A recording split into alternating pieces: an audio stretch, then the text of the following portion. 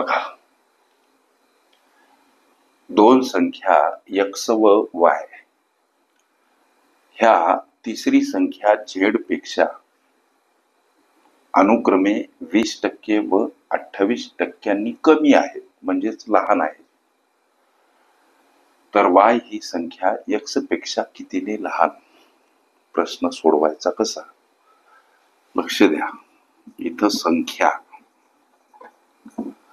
आणि ह्या संख्यांची नाव, जसं की a, संख्या b, सॉरी इथं संख्यांची नावं आहेत x y, संख्या आहेत x y आणि z.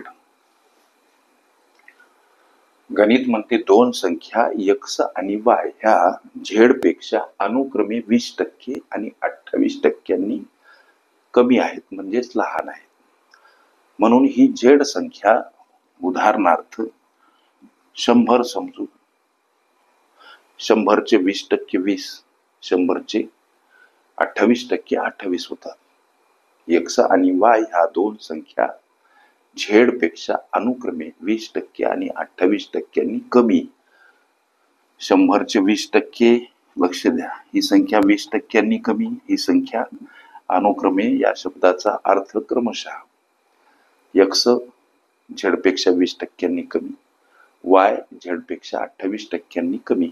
आता 100 चे 20% म्हणजे 20, म्हणून 100 मधून 20 वजा करा. x ही संख्या म्हणजे 80. 100 चे, लेकरांनो लक्ष द्या, 100 चे 28% म्हणजे 28, 100 वजा 28 ही वजाबाकी, अर्थात 72 ही y संख्या. प्रश्न विचारला की y ही संख्या x पेक्षा कितीने लहान? y संख्या 72, x संख्या 80. y ही संख्या या x पेक्षा कितीने लहान, म्हणून 80 वजा 72 बराबर 8 ने लहान. y ही संख्या x पेक्षा 8 ने लहान.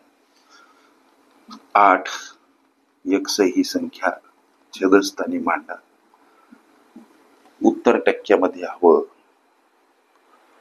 y ही संख्या x पेक्षा कितीने लहान, म्हणून 80 वजा 72 उत्तर 8 ने लहान. ही y संख्या या x पेक्षा 8 ने लहान.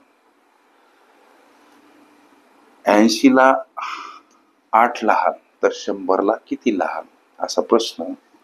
इथं 0, इथं 0 कपात, आणि इथं 8 कपात. उरलं काय? 10% लहान. हे टक्केवारीमध्ये उत्तर पर्याय क्रमांक सी मध्ये दर्शवलेलं आहे. ओके.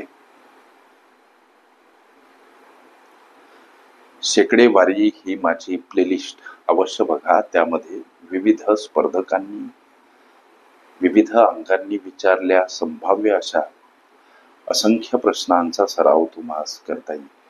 ओके.